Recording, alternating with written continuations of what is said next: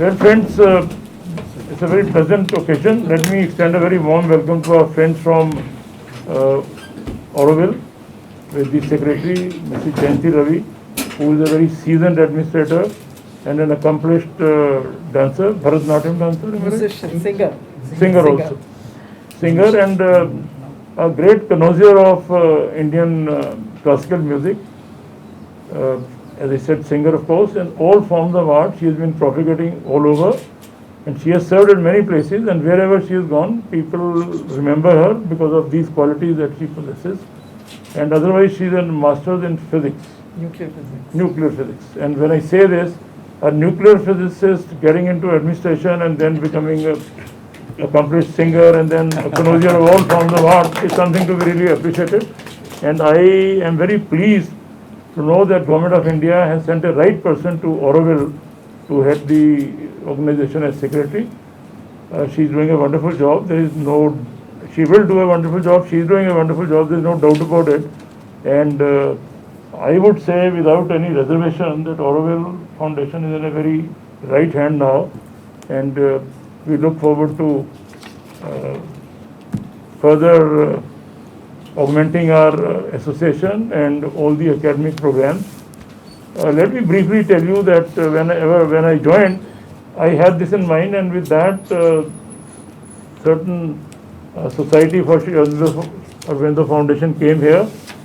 I had a lot of discussions, and with that, we designed some courses which some people from that had taken for our students. They did find it very useful, but you know that the continuity of the real sense wasn't there, and I thought it will pick up, but then there was a little bit of a slowing down, which I now expect with the signing of this MOU and with talented faculty that we have. This will take a right direction, and we'll embark on a journey which will be useful for both, for us as well as all of us. That is ultimately the goal. I'm glad they are all here. Last time when they met, I said, well, whatever is to be done, we'll do it. And I suppose we have done a fairly good job in terms of time. And our Dean CDC swung into action, everything was done, and I'm glad we have reached the stage where we are signing this MOU. Just for your benefit, I would introduce my team who are here quickly. She is Radhika Khanna. She looks after the EMMRC division, and she's made good documentaries and very good posters during COVID time for our Pondicherry government and for Indian government. Good slogans and good couplets you find all over.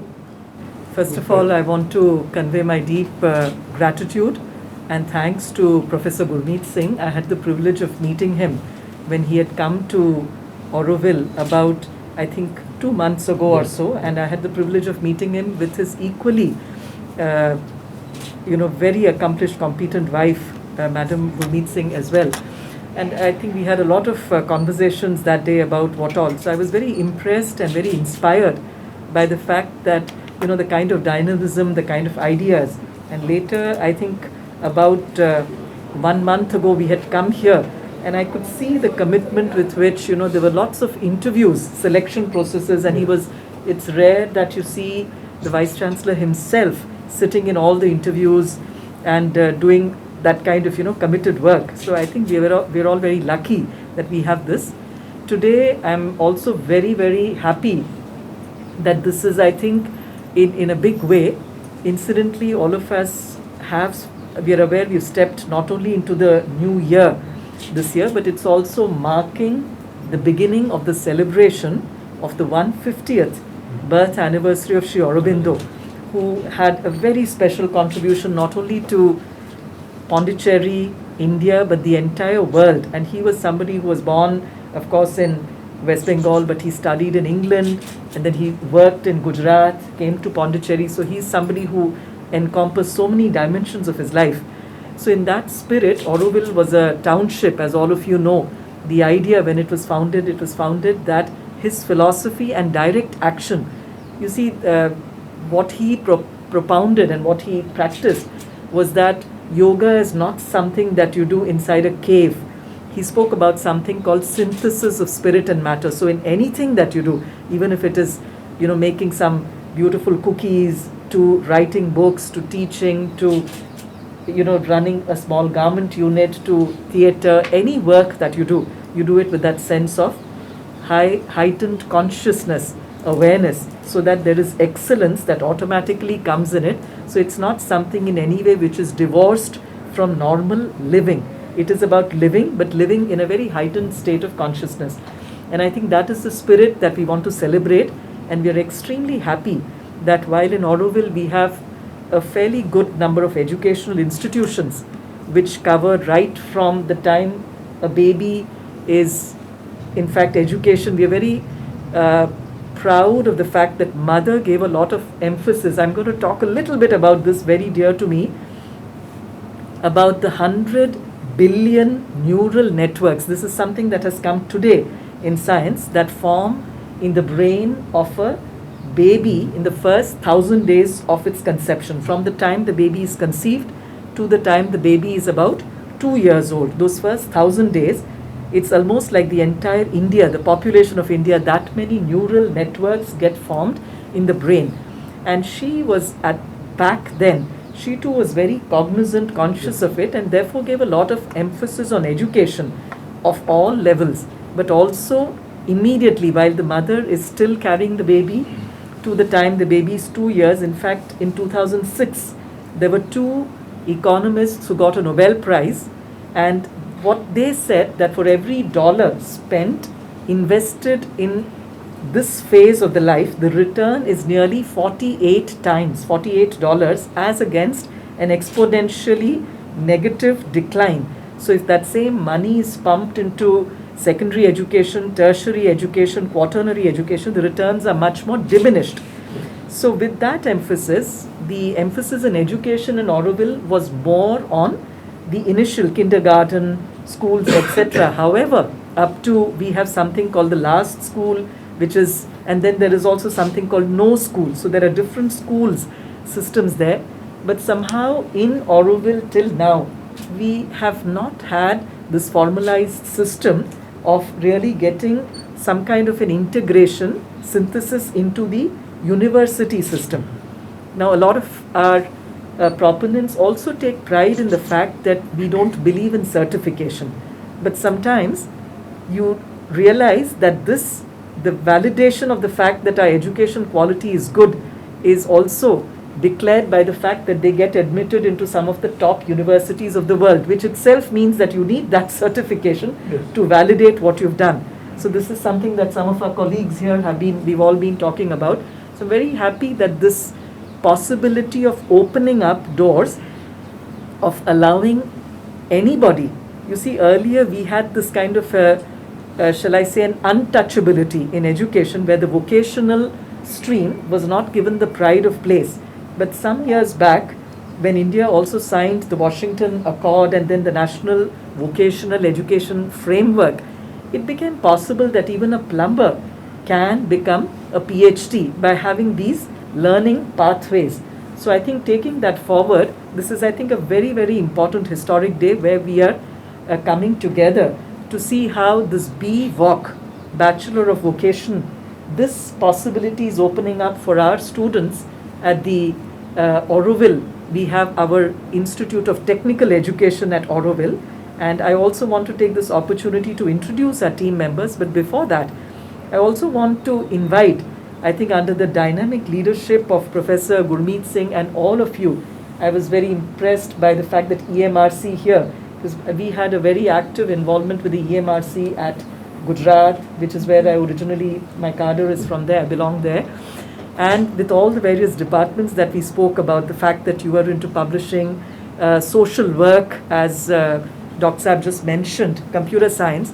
So I also have a request, Dr. Saab, that if there is a possibility of, we are right next door, we are literally in your backyard, and Auroville is meant to be something very special, a township which already has people from 60 countries of the world, and the dream is to have people from all the 195 countries of the world, maybe even 2 or 3 people, so that it's a very, very contemporary and yet a very ideal example to the whole world of how is it that India's philosophy of Vasudhaiva Kutumbakam, how we can all live together as human beings of harmony, goodwill, and yet work and progress together. I'm sure there's a lot of work to be done. It's still work in progress. It's an experiment which began in 1968, and we are collectively trying to facilitate, accelerate, prod, nudge, push the entire team there to be able to achieve and fulfill these objectives.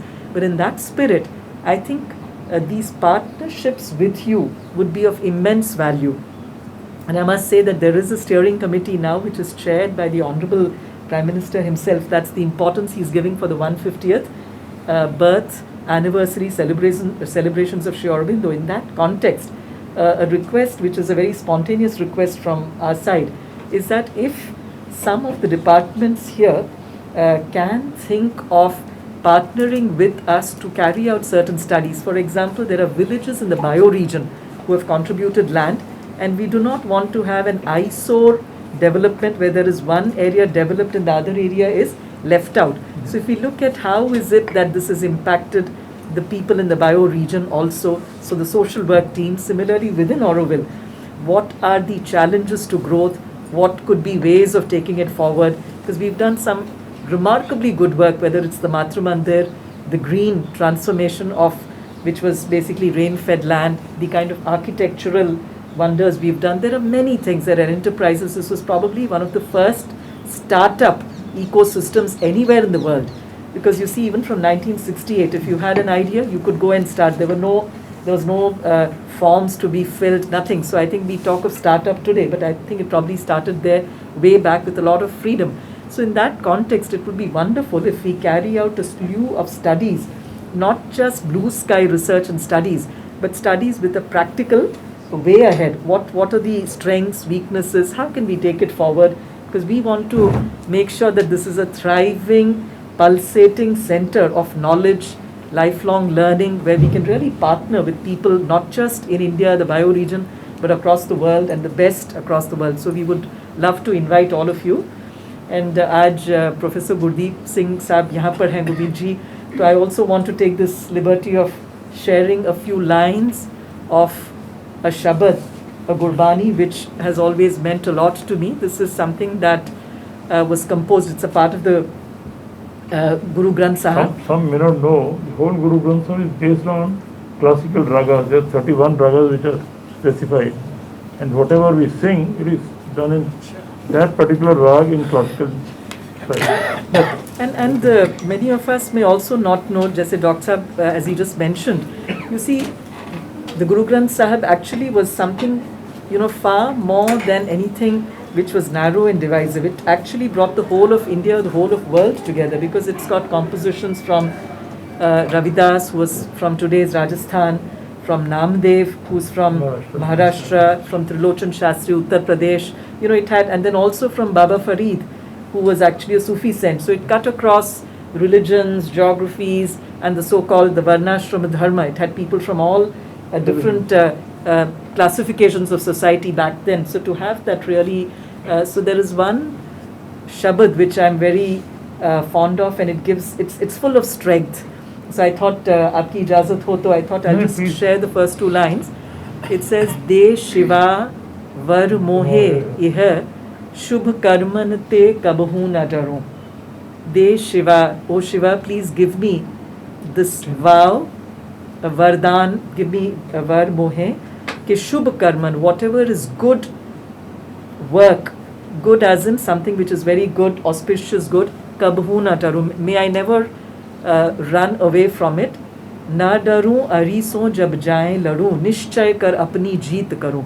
May I never be scared of my enemy when I go to fight. And these enemies are not only enemies without, but within too. But anything which is false, anything which is darkness, and so on. So it's about fighting for the ideals that, whether it's Sri Aurobindo or Dr. Abdul Kalam Sahib, which today we have shared these books of these great sons of India. So I think for these ideals, how do we really find this way? De Shiva Varmohe Yeh Shubh Karman Te Kabhu Na Daru, Na Daru Ariso Jab Jaye Ladu, Nischay Kar Apni Jeet Karu. So on that note, by our 10th Guru. By the 10th Guru, Guru Gobind Singh Ji, Dashme Padsha. These days, our historical Zaras, he is sung every day. because Guru Gobind Singh's birthday is just about to come. Next 10 days or so. That is excellent. So he was known as the Dashmesh, the 10th Guru. Das Guru, yes. So it says Nishchay kar apni jeet karo. So today, as we start this beautiful endeavor, I want to pray to the Almighty to give all of us that strength that any such endeavor will have small hiccups, teething troubles, as anything in life would have.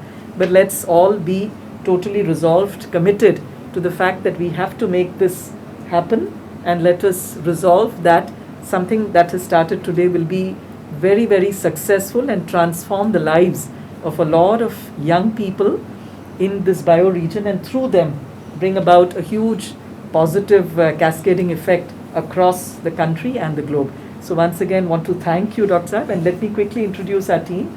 This is Mr. Srinivasa Murthy, Under Secretary of the Auroville Foundation. He's been here probably for the last 26 years, 4 short of 30. He's been literally the pillar there. Love Kamatji is somebody who spent most of his life in Germany, and he has been in Auroville now for 17 years and very committed, very passionate about technical education, and he's the one who's championing this whole effort. So it is his initiative, his efforts that has led to this. This is Tapas, Miss Tapas Bhatt, and Tapas ji is the one who's sort of heading Bharat Nivas, which is India's pavilion. This is one of the first pavilions that got up.